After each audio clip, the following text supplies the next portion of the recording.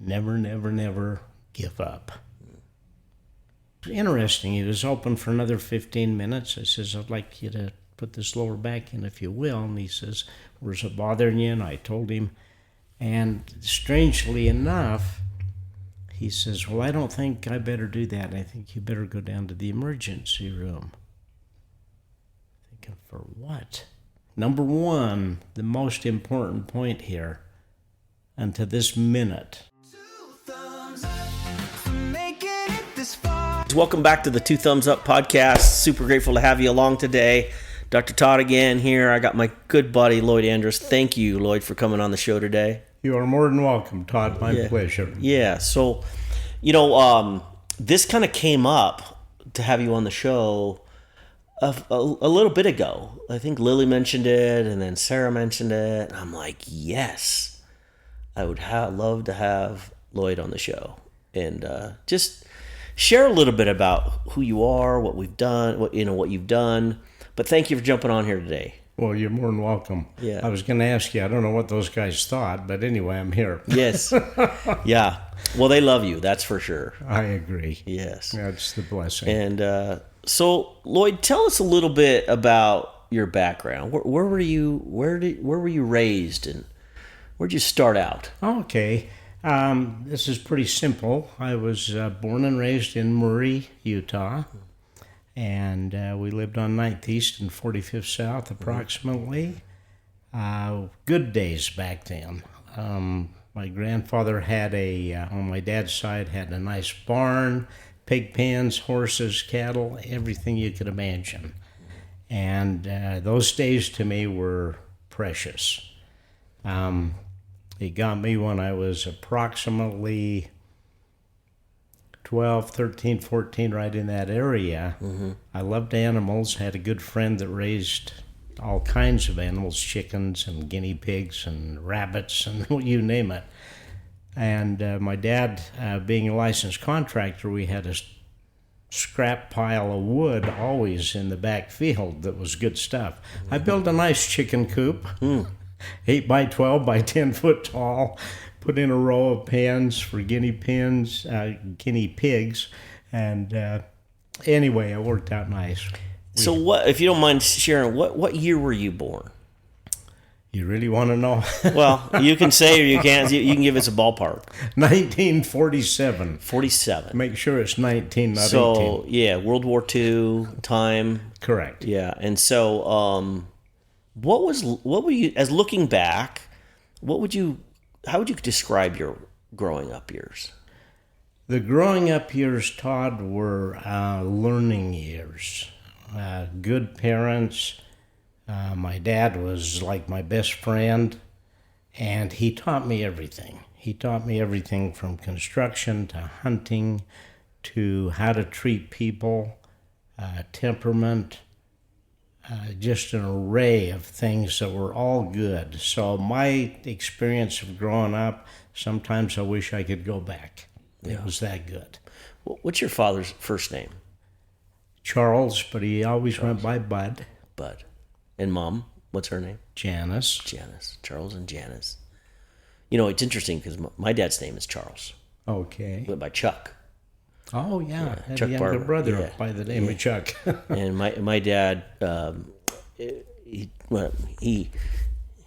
I wanted to, because there's ways I describe this that don't feel authentic, but he went to a different realm, a different place in 2019. So my dad passed in 2019. So when you said the name Charles, I got this instant like my dad, So sure.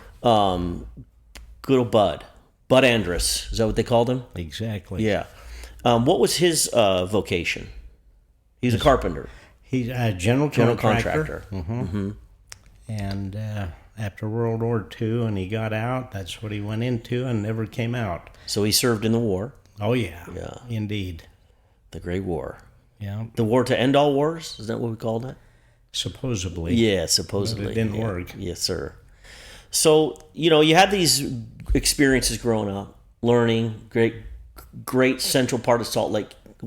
And you can see the changes that have happened up there in the last 50 years, 60 years. Unbelievable. Yeah, unbelievable. It So, is.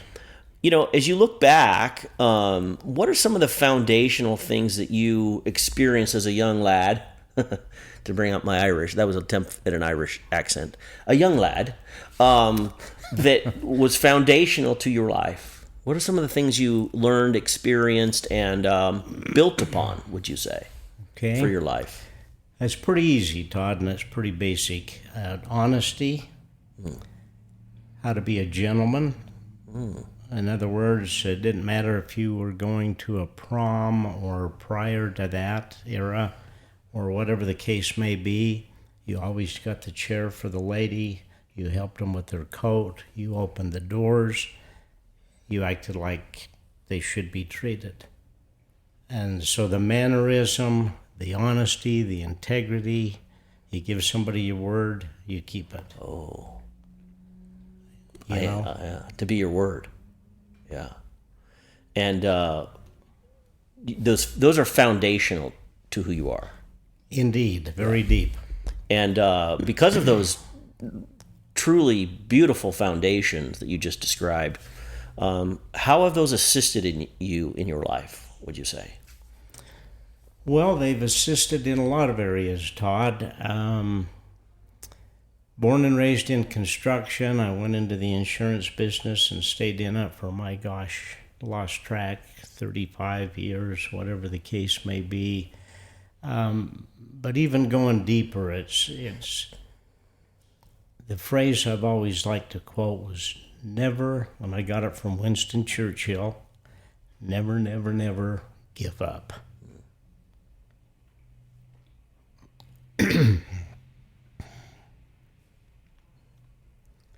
It doesn't matter what the situation is, who the person is, you got to get through it. You quit, you die, you're done. You got to stand firm. And the resilience of that, to be resilient, because that's kind of what I hear you saying. Again, that's a foundation of your life going for it. Raising a family, all those things, and to have that my dad used to call it intestinal fortitude. Indeed. Sure. And I'm like, intestinal fortitude. I'm like, that sounds like I have constipation. Intestinal, right? No, but intestinal fortitude, Todd. Stick to itness, right? So resilience in as a man. And has that assisted you, would you say, to be your word, which is one of my favorite things that you said? I mean, you've said some beautiful things already this morning to me. Thank you. To be your word. Man, what a powerful foundational, life foundation idea. Or it's beyond an idea, it's an identity. I am my word. Goes, and it's like, we used to be able to shake hands and say, hey, you can trust me, right? And it gives me goosebumps to actually revitalize that idea that you and I could hug it out, have a handshake, and say, Lloyd, I've got your back. I'm with you. I trust you, and you can trust me to be my word, and I can trust you to be your word. That is foundationally how. That is possibly the cornerstone. Your contractor, the cornerstone of life is possibly to be my word. And then resilience is built upon that. It is. Maybe indeed. that's the what do they call it? You got the cornerstone, and you got and then literally foundationally, for whatever reason, contracting's come up. Thank goodness to Bud Charles, Grandpa Bud, right? Maybe he's part of this conversation today. Probably. Just foundationally, Lloyd, what you've described is the building of something, is the construction of a life. That's true. Yeah. Wow. Thank you for that today. Truly. Well, you're more than welcome. And everybody knows we all have issues, we all have problems, we all have dips, and we have highs. Some of them are ugly, some you don't want to go in, wish you never did. It's terrible. I've been in a few myself, and I'm not proud of them. Mm-hmm. But the main thing, in my opinion, Todd, is to, whatever it is. You may have your grieving, you may have your anger, you may have your sorrow.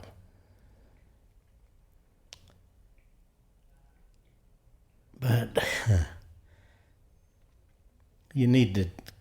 a person needs, in my opinion, to grab deeper and deeper and tighter. Stand there, take it, whatever you need to do, but don't give up. The resilience, the don't give up. So if I could just paraphrase what I see you saying. So when you say something, I have these, I kind of paint this picture in my mind. It's like this. So you just described something that everyone goes through, where foundationally you have, I am my word.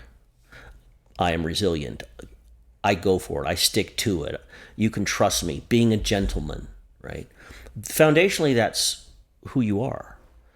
But you've just described this thing that we all do, where there's this. It's almost as if we take a little gander over here, Mm-hmm.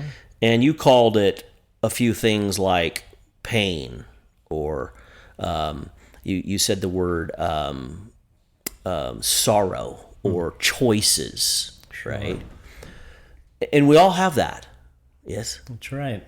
But then you described this beautiful circle, this coming back to oneself. And it's like, oh yeah, I may have wandered Indeed. in darkness, whatever you want to call that. Right. That stumbling blocks, that I stepped in it again, right? But you describe this coming backness to the foundation. That's correct. Is that a visual that you just spoke of? Yeah. Perfect. Yeah. Perfect. And as far as we live in a different time, different age. You have your parents, and your grandparents, their parents, and going back those generations, those people I find fascinating because they were resilient. They trusted each other. They built a life upon trust because at those times, what else did you have? That's right. Was there really anything else? And beyond trust in each other, they had trust in who would you say they had trust in? Even beyond ourselves. Trust in God. Absolutely. And that's, Indeed. again, foundationally, Sure. that's where they built their trust upon. This stuff is actually fascinating to me because I see a correlation, all of these things, into what we do here in the clinics is to fundamental to human health. Okay.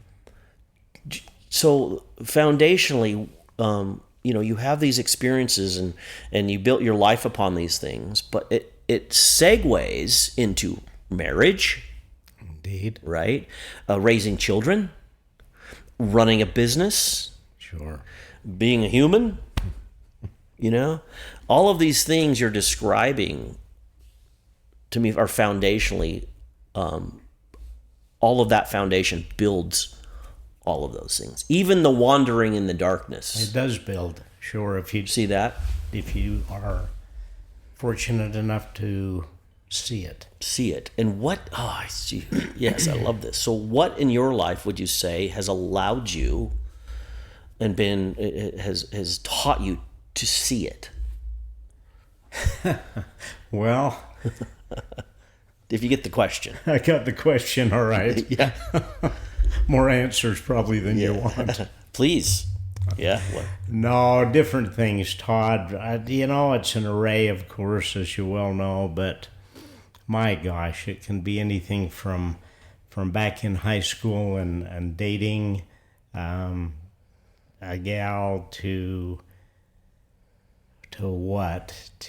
smoking out in the parking lot, to slipping off base and maybe telling a white lie or something. And all that stuff sticks. It doesn't go away. It might hide for a bit, but it'll always come back. And it's like, shouldn't have done that, but you did it. Now you're going to remember it. So the irony, the paradox to me is what you just described, because I asked you a question, how do you see it? Meaning foundationally who you are. And you described the mirror of who you're not. The things we call mistakes, the things we call that wasn't wise, or those things, I hear you saying has allowed you to see it. I'll say. Isn't that interesting? Yeah. So, I mean, I look at my life and go, how many times have I attempted to avoid? Now, I have wisdom now from the mistakes I've made. And however, I still make mistakes. Sure. But then it's like you're describing something so beautiful here to me. It's like, how do I see myself again? I see myself again by being accountable to my mistakes. Say, hey, what did I learn here? But in the dark, the 23rd Psalms always comes up on this quite frequently. And what you're describing is the 23rd Psalm. Yea, I walk through the valley, through the shadows. But the shadows allowed you to see. They do indeed. It's paradoxical. Do indeed. It's fascinating to me. Yes, indeed. Agreed. I love paradox because it's like, wait a minute here, Lloyd. You're saying that you remember your foundation upon which you have built your life by the mistakes you've made. Sure. Oh, God bless you. Well, thank you. Yes, I'll take it. Truly. What do you see about that? Because to me, I find that super fascinating. What do I see about the outcome? All of it. The paradox, the outcome, the learning, the experience, possibly the gratitude from the mistakes. Those, and yes, all of the above and then some. The benefit, if you will, for me, is being able to, whether it's sooner or later, recognizing what was the scale here. Was it negative? Was it positive? Was it in the middle? But being able to recognize that instead of walking and living into something and maybe it didn't turn out right, it was a bad deal, and then just run. You physically get away from it. But up here, you must remember it. Not that you're day and night, but you got to have that in there for protection, for understanding, for, hey, don't do that again if you can possibly help it. Oh, man. Well, you just described one of my favorite words. And the word is wisdom. There is a lot of wisdom, believe me. Yeah, you actually described wisdom. Not understanding, because I understand something after I've already done it. Sure. But wisdom is, to me, is something that you can use to make choices in your life based on mistakes you've made. Indeed. It's one of the greatest gifts to me is wisdom. And that and you described it in such a beautiful way, and when you how you described it, the word that came to me is wisdom. I'm wise because of the mistakes I've made.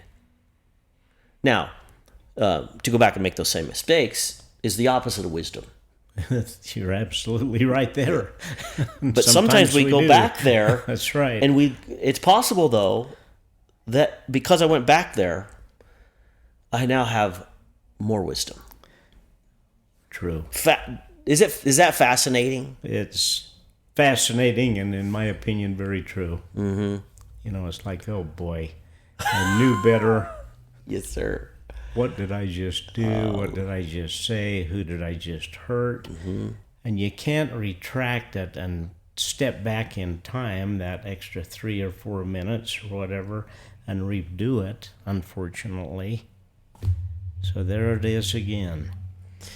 guess what? After all this wisdom and all these years and all this knowledge, bing, Here it is again. popped up. Yeah. Oh, really? So how do you see yourself as you've kind of learned these lessons? What has allowed you to sort of recognize a pattern that you may have, or I may, where it's like, oh, that pattern's coming, frustration, resentment, anger, I'm right, you're wrong, whatever that might be. What have you learned about how to keep that from jumping back into the experience? And it's been a long lesson. Yeah. It really has. It comes up, Todd. But the best thing I've found, at least to this point, so a person doesn't step into that realm again, so I don't step into it, is to hesitate before I speak and step back instead of plunging forward and making a you-know-what of myself again. It's to hold back. Wait a second, have I got this whole picture here, or is it all up here? Or half and half, or whatever. Back up.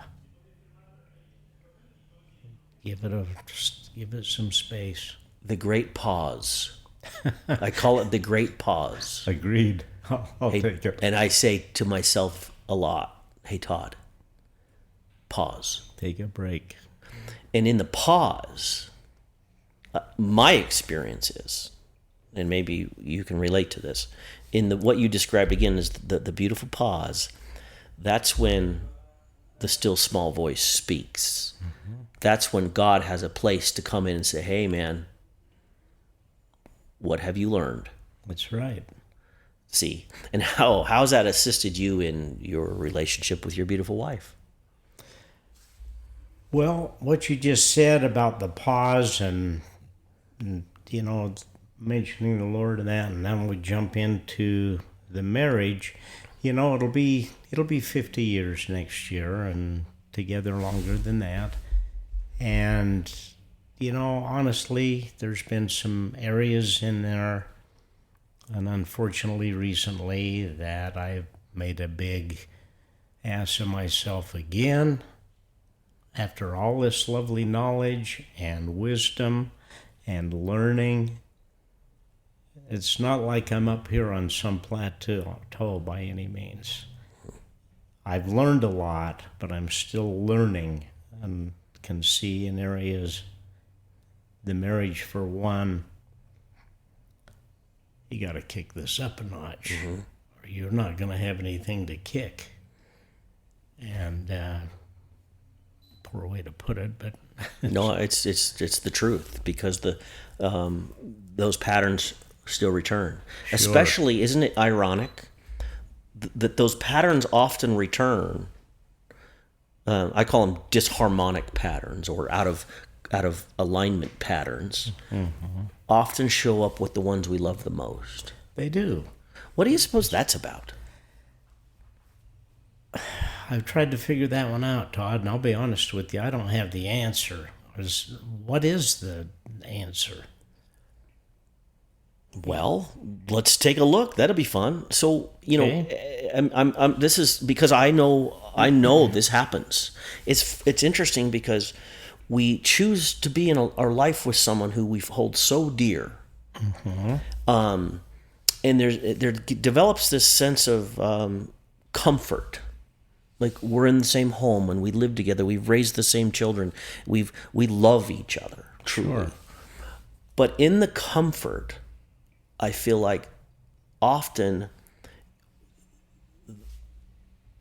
the soul, the essence, the mind, that we become lackadaisical. I have become lackadaisical because what you're describing is something I have done. And I'm like, okay, we talk about resilience and we talk about foundationally, I am my word. Wouldn't it be beautiful if we took those same foundation and used those ideas of who I am as primary to the relationship I have with my Melanie? Instead of getting lackadaisical, because we do. Like, Indeed. we see each other, our spouses or our loved ones, at our best and at our, So wouldn't it be beautiful? The extra step here, that next level, kick it up a notch, like you said, to take foundationally of who I am and who I know you to be, and apply that beautiful I am, who I am, to the ones we love the most. That's kicking it up. Yes, it is. And that takes great consciousness, commitment, resilience. I am my word. To me, that's exciting. It takes all of that, because I know this happens, that we do this thing where we take them for granted. Our fear potentially takes them for granted. Indeed. It's interesting. It is interesting. And like you say, the laziness, if you will, this is habit, and this is, that's can be abusive to the spouses, and it's not right. And then the question is, well, how did I get here again? Yeah, and so the conscious, to me, to be conscious would be apply who I am even to a greater degree to the ones I love the most. And that actually logically makes more sense. It does. Because once that happens, it happens all the time. Sure. Out the next ring out. The next the spouse relationship, to the children relationship, to the grandchildren relationship, to the business relationship, to the community relationship, to the world relationship. But it's foundational. It starts with, I'm my word to her. It does. Or to him, whoever it may be. Interesting, right? It's very interesting. And, here's another, I'll put it as fortune for me, with my big mouth at times and my accusations and things, to Sherry. It's amazing. She's still there. Mm-hmm. And it just, to me, it just shrinks me up into nothing. To all of a sudden, what the heck did I just say? What did I just imply? Horrible. Mm-hmm. Thank you for your honesty, because you're not on an island here. You're not the only one on this island. So your vulnerability, though, and your sharing that, though, has touched on a thing that happens. Sure. To, I would be willing to say, 100% of everyone. It's too bad. But you also touched on something that's so beautiful about Sherry, where I always say it's fascinating to me that Melanie loved me before I loved myself. Yeah, that's right. Now, who does that remind you of? The one and only, the Lord. That reminds me of our beautiful Creator. Indeed. Wait a second here, Todd. Is it possible then? It's absolutely possible. They have way more insight than us, meaning our spouses, and the ability for them to love us despite ourselves. Sure. Thank you for sharing that today, because like I said, when I do these podcasts, I don't know where we're going, Lloyd, but to me this is very profound, and your willingness to share, I'm sure, will resonate with others. And then the question then comes is, okay, we see this paradox, this thing, and what am I going to do about it today, now? Oh. What does wisdom say? Wisdom says, okay, Sherry, this is how from here on out, this is what you can count on from me. And we may slip back, but I am my word to that. This is what you can count on from me. It's great. And then the word is built. Mm-hmm. I love the phrase in the scriptures too. It says, and the word became flesh. Yes. Oh, my word, then, creates something. It creates connection, and Sure. I love you. I want to hold your hand. It's because it's tangible, It is tangible. right? And It is doable. something That's right. to hold another's hand. That's my word. This is what you can count on from me. Became flesh. Somebody to hold. To me, that's transformational. It is.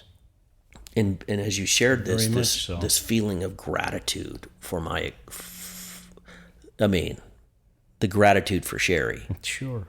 Oh my gosh, the gratitude. It's the most beautiful thing. And we can jump in here if you would like, because I'm interested in some of your present circumstance. Okay. And you can share whatever you want to share about this, as much as little as you possibly, because it came to my attention maybe a couple months ago, 2-3 months ago, and we all were praying for you and all these different things. But you've kind of come up against something here with your beautiful liver. Yes? Liver's fine. Liver's fine. So can you share with us with what you're experiencing? I'll be more than happy to. Oh, yes. Okay. So, here back toward the end of December, I've pretty much always gone to a chiropractor, as you well know. Yeah, you came and saw me a few times, yes. Indeed. Most of my adult life. And Sherry and I had taken a little part-time job at Costco, doing some things for them that are very interesting, but we won't go there. Anyway, one evening, 5:36, we're coming back home out in Taylorsville from the Costco out in West Valley, or 3,500 there, roughly. And I thought, boy, this backside of mine, I think I better swing into the chiropractor and see if he can put that back in. I was there that morning, and I didn't feel like he'd done a good job. Nothing against him. Anyway, long story short. Sometimes we miss the boat. Go back in there, and I tell him, it's interesting. He was open for another 15 minutes. I says, I'd like you to put this lower back in if you will. And he says, where's it bothering you? And I told him. And strangely enough, he says, well, I don't think I better do that. I think you better go down to the emergency room. Thinking, for what? Anyway, we do. And we go down to IHC in Murray. And we go in there and we wait about 3 hours or so in the waiting room. We finally get in. They could do some x-rays and everything. And they came back with the lovely news that they didn't like what they seen after various scans and pictures. And you're going to have to set an appointment up with the doctor at the hospital. So anyway, just get through all the details and just get to the point.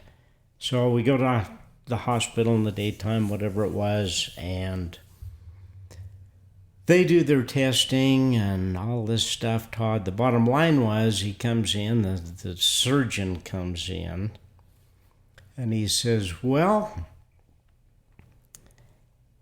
it looks like you have a tumor in your liver. And to put it bluntly, I'm thinking, oh, bullshit. And I'm listening to him out of common courtesy.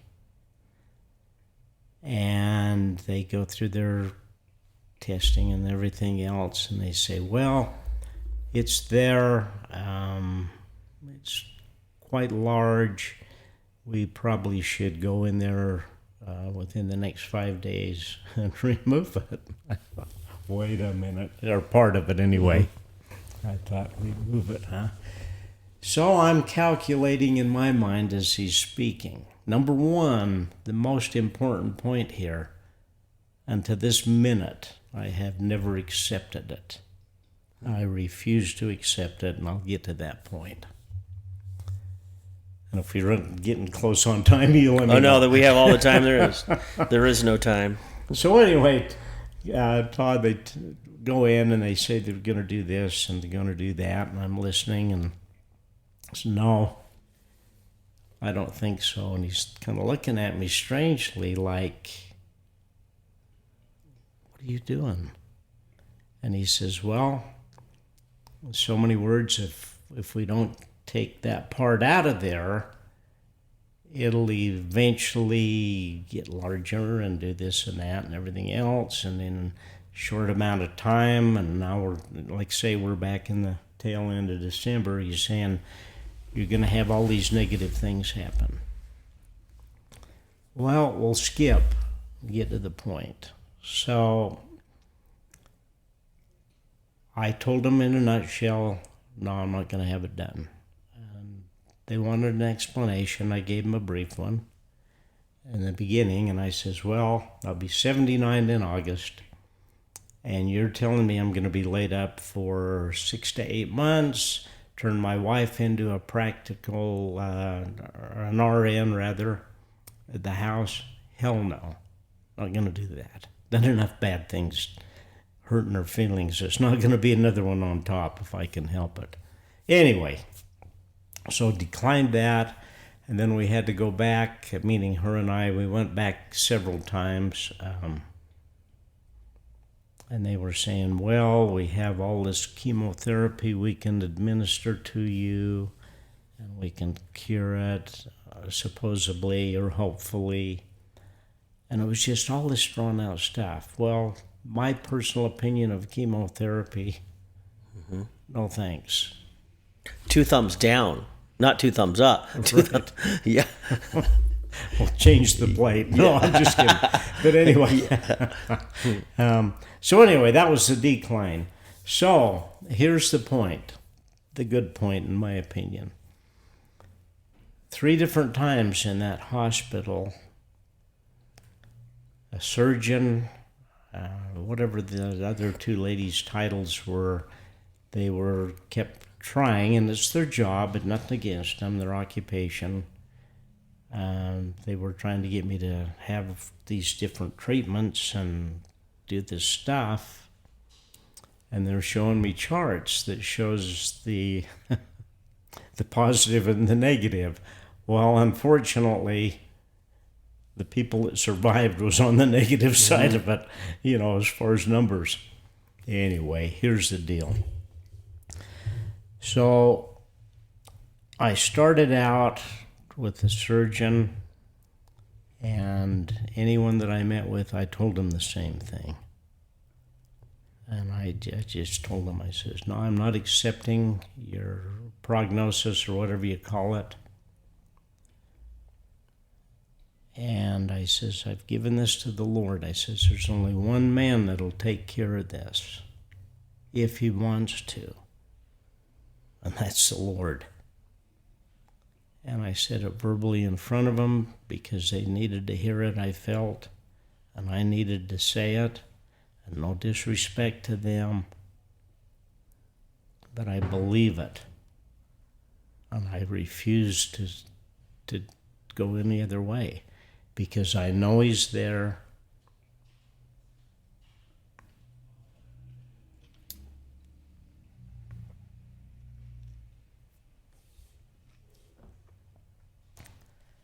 And he's not going anywhere.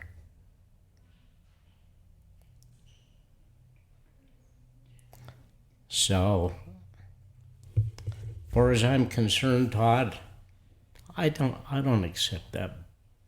I'll be nice, that stuff. Yeah. I don't have to accept it.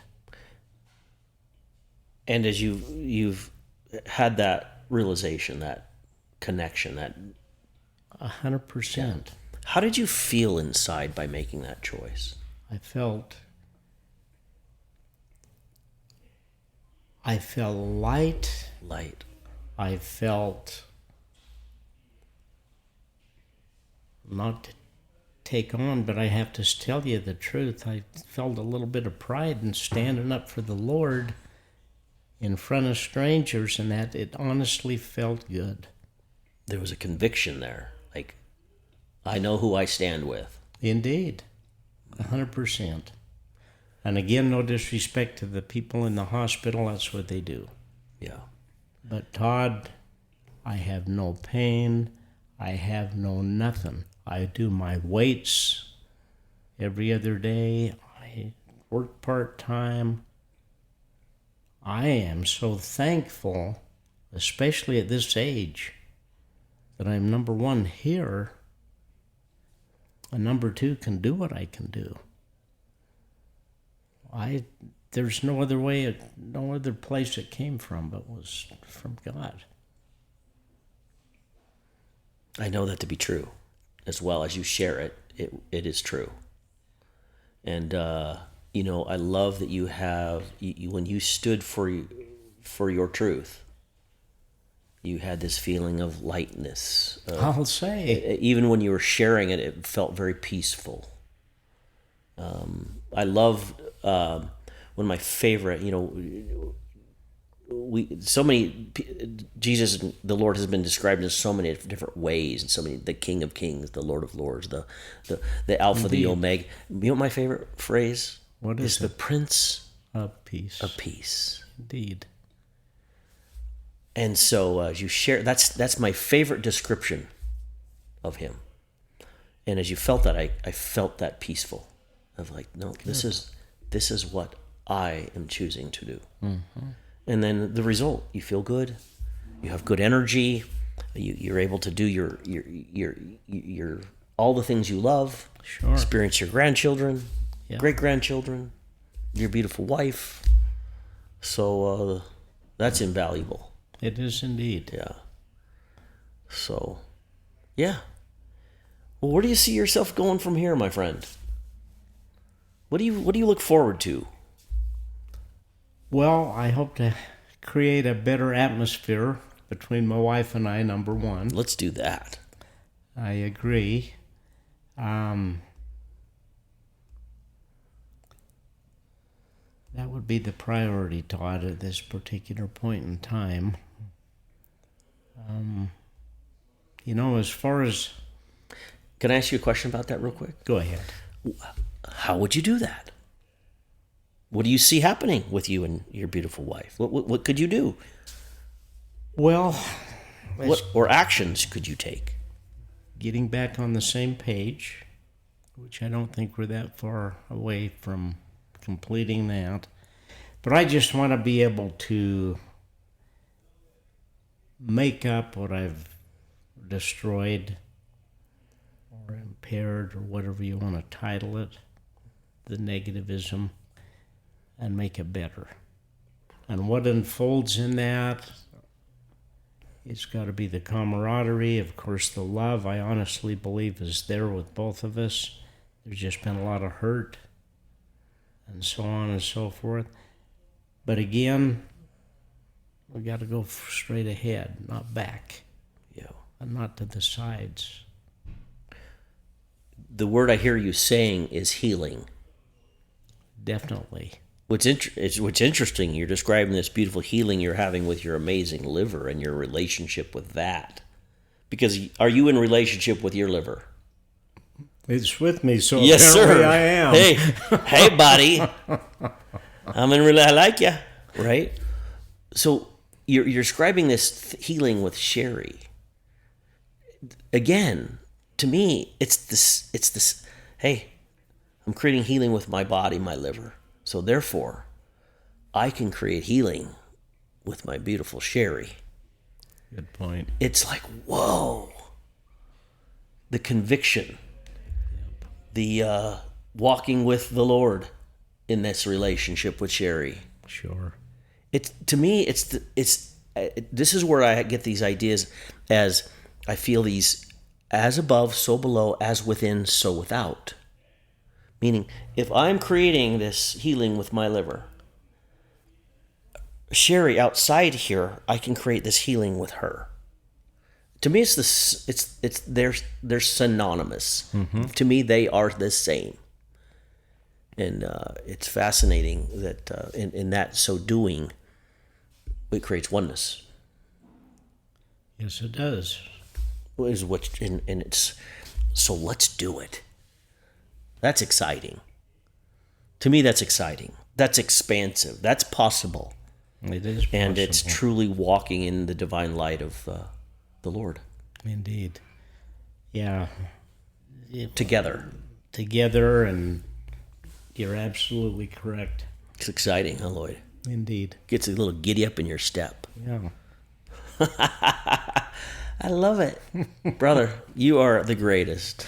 Oh, bless your heart. Yeah, I am so blessed to have you on the Two Thumbs Up podcast today, and thank you for your willingness, truly. And it's and the trust to say, hey, I'm gonna just go do this thing with Todd, and I don't know what it's gonna look like, but I am grateful for the beauty that you have shared with us today. Well, thanks, Todd. Yeah. I honestly appreciate the opportunity. It was like, wow, they're inviting me to come down and do this. Yeah.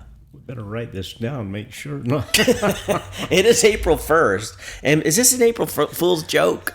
Right. Yeah. No, it is the truth. Thank you. Yeah. No, it's interesting, Todd, what we do to go through, and the good and the bad as well. But like we both agree, the Lord, it's amazing the patience he has. Mm-hmm. Yeah. I'll speak for myself, but I thank him daily, and I mean it. This situation they tried to pin on me at the hospital, I'm not buying it. Yeah. And I haven't told hardly anybody, so this is... now my mom's okay. going to know because she listened to every podcast. Well, it's fine. Don't worry about it. It might be a blessing for Yes. somebody, I hope. Amen. That's the point. intention. That's is the to, point. and I have this idea that even in the speaking of your experience, it impacts all that is. Mm-hmm. I just feel that. Good. So thank you for sharing yourself. Oh, you're welcome, Yes. Todd. I asked the Lord before I left the house, you have me talking what you want me to. Yeah. So it didn't surprise me. Thank you, brother. And Glad to do it. go give your beautiful Sherry a hug and tell her thank you for sharing you with us. And we'll do this again. We'll see you down the road. We'll create something. That sounds good to me, yeah. And happy Easter week. Well, thank you. Yes. You too as well. Yes, thank you very much. Indeed, Todd. So, Appreciate you. Yeah, thank you. Guys, we love you. Thanks for tuning into the Two Thumbs Up podcast. Super grateful. We're on Spotify. Thank you, Lloyd, for jumping on this today, and we love you. You're welcome. Thank you. Love you back. Yes. Thank you. Yes. Appreciate you. Talk to you soon, guys. Thank you so much.